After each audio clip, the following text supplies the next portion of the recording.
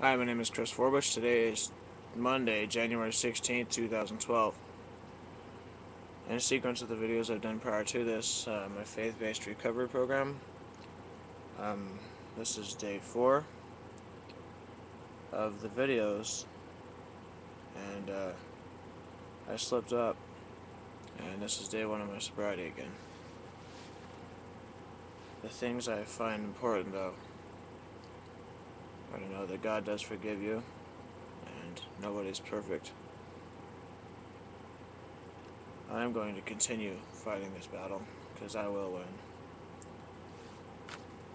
It's not important how many times you fall, unless you don't get back up. And I made one mistake, and I'm firing back. I'm not giving up. So, if you can't forgive me for that, I pray for you that someday you will be able to, and you're welcome to stop watching these. But if you understand, if you've been there, done that, and gone through this, then please keep watching. Here we are, from the book Experiencing God Day by Day. The title for today's subject is God's Eternal Perspective. The scripture they've chosen is Genesis 12, chapter 12, verse 2, and it says, I will make you a great nation. I will bless you and make your name great, and you shall be a blessing. Big assignments require big characters. God will give you a responsibility in proportion to the size of your character. In Bible times, a person's name represented his character. To know someone's name was to know what that person was like. That's why God changed the name of someone when he transformed their character. For example, the Lord wanted to bless all nations of the earth through Abram. Yet Abram's character was too weak for such a great task. God said he would make Abram's name great so he could make him a blessing to future generations. Then over the next 25 years, God developed Abram's character to match the name he had given him. God sees your life from his eternal perspective. He will take whatever time is necessary to grow your character to match his assignment for you. If you have not yet received a divine commission lately, it may be your character needs maturing. Are you impatient to begin your work before God has refined your character? A small character will fail in a large responsibility every time. Don't be too hasty to get to the work. Character building can be long and painful. It took 25 years before God entrusted Abraham with his first son and set in motion the establishment of the nation of Israel. Yet God was true to his word, and thousands of years later people continue to be blessed by the account of Abraham's life and by his descendant Jesus. How is God building your character? Do you sense he has a task for you that will require a far greater man or woman than you presently are? Will you yield to God as he works in your life to prepare you for your next assignment? Wow. I think about that when I think about what happened yesterday. But also, I think about the fact that I need to do God's will and never give up. I don't particularly think that what I'm doing right now is too big of an assignment for me. I find it to be a step in my recovery and me doing some of God's work in the world. But I think that it would be far too big for me just to jump on a plane right now and go off and do a mission. I believe that I'm building my character by doing these, and I do agree with this book that building a character is extremely important before doing such big tasks. Don't ever bite off more than you can chew is an old statement, but I think it's very important to consider this because some of us just get in over our heads. I know I do. So I'm going to go on to the daily reflections now. The topic for today is called Hitting Bottom. Why all this insistence that every AA must hit bottom first? The answer is that few people will sincerely try to practice the AA program unless they have hit bottom. Practicing AA's remaining 11 steps means the adoption of attitudes and actions and almost no alcoholic who is still drinking can dream of taking. That comes from a book called The 12 Steps and 12 Traditions, page 24. Hitting bottom opened up my mind, and I began willing to try something different. What I tried was AA. My new life in a fellowship was like learning how to ride a bike for the first time. AA became my training wheels and my supporting hand. It's not that I wanted the help so much at the time. I simply did not want to hurt like that again. My desire to avoid hitting bottom was more powerful than my desire to drink. In the beginning, that was what kept me sober, but after a while I found myself working on the steps to the best of my ability. I soon realized that my attitudes and actions were changing if ever so slightly. One day at a time, I became comfortable with myself and others, and my hurting started to heal. Thank God for the training wheels and supporting hand that I choose to call Alcoholics Anonymous. I've got to thank God for AA, because it's like a non-stop support group. I mean, there was always a meeting going on. I found out the other day there's one going on at midnight. That is so cool. And, they have rules and stuff that you're not supposed to talk about them outside of that, outside of groups or whatever, but, this program has helped me so much. And even though I have made mistakes fairly recently, I still find it to be very important that this program has been in place for people who have screwed up. And I'm sure I'm not the only one that's been in and out and back and forth. But on this topic particularly, I want to kind of touch on the topic of hitting bottom. Hitting bottom to me is huge. That's specifically what broke me and made me decide that, what, I can't keep on going on like this. I gotta take care of my family, gotta take care of my kids, my wife. I've got, even my mother, she's in a wheelchair, she's dependent on a lot of stuff. And, I can't take care of my family if I'm drunk or high. That's definitely not what God wants me to do. That's why when I choose to drink or get high or do drugs of any sort, then it feels really crappy. It makes me feel sick. Even thinking about it right now makes me want to throw up. But like that movie, The Day the Earth Stood Still, humans will change on the precipice. Some of us will. And I think that's what's happening, is I'm starting to see the much better life that God will provide for me if I stay off of drugs and don't drink. And I really want it. I want more and more of that. I want more.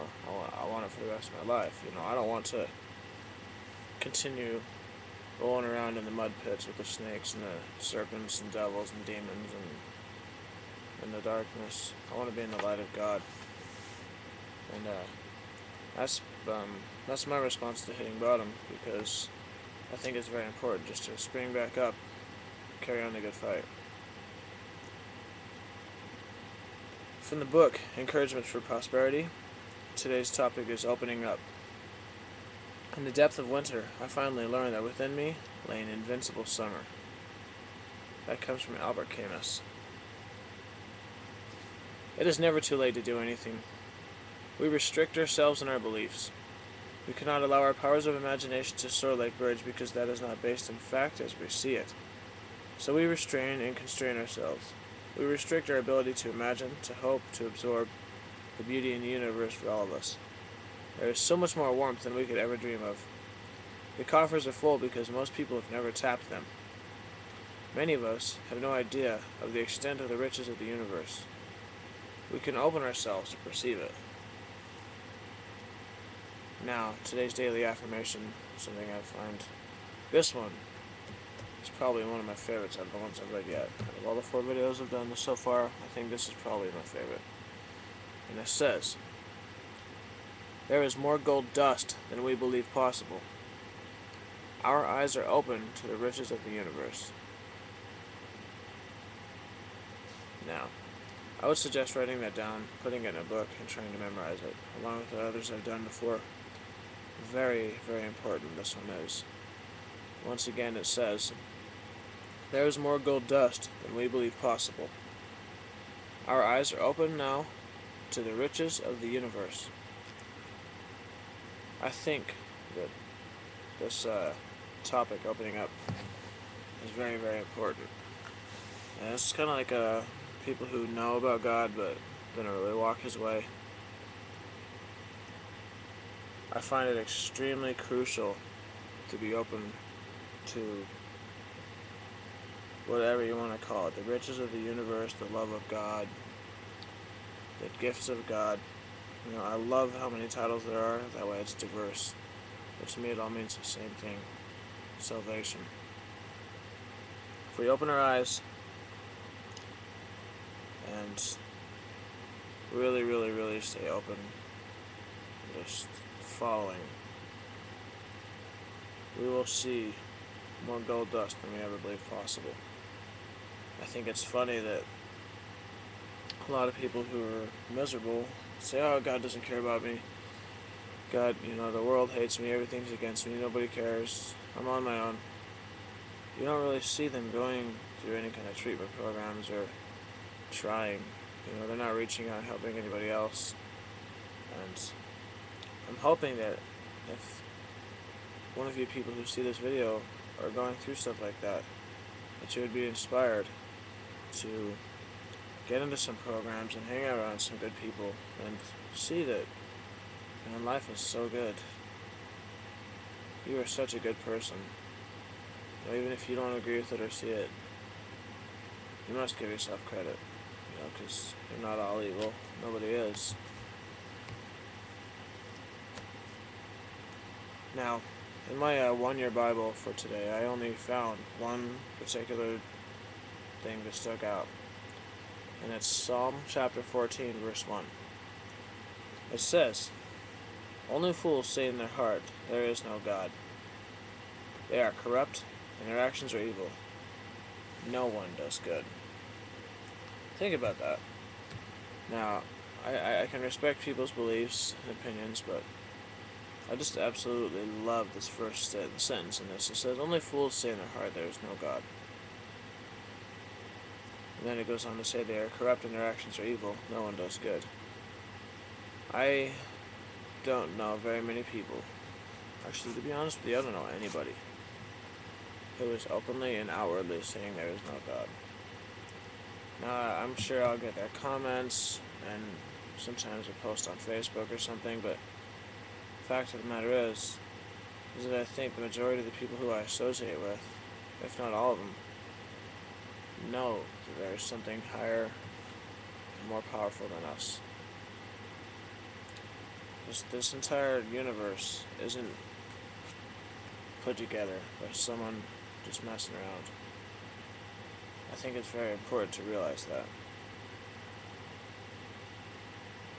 And once you realize that there's something higher than us, something more important than us, your actions are no longer evil and you are doing good, because you are conscious of the fact that somebody is watching what you do and that you will be judged by it.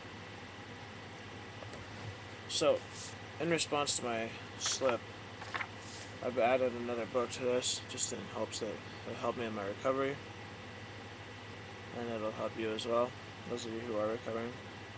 And the topic I've chosen for today is called Who Am I? And my apologies, the book is called Spirit Recovery Meditation Journal. I don't have it immediately accessible, but I'll write it down in the video description. And today's called Who Am I? If I am not the person I believe myself to be, then who am I? Actually, I'm grateful to hear that I am not the Antichrist. That is a relief, but who am I? I've lived for so long with all the stories and behaviors of my disease that I've lost my connection to whoever's underneath that. That's who I'm looking for in recovery, who I really am. I've tried for so long to be who or what I thought other people wanted me to be, or told me to be, that I don't want to do that again. I don't want to be defined by the world around me. To not be sure of who I think I am is really scary. In fact, my question of identity leaves me hanging out over a deep black void. Keep coming back. Those are the gentle words of support whispered in my ear. This is my journey, and it is not easy. To have strayed so far from my truth is sad, but it's all going to work out if I keep showing up for myself. Today, I will stay committed to living happy, joyous, and free. That is the gift that recovery is offered, and that is where I am headed. I absolutely have been lost. I really don't know who I am. I'm learning now, but I think it's so crucial to consider that question. Who am I really? Who am I and what am I doing? Ask yourself that. Ponder that.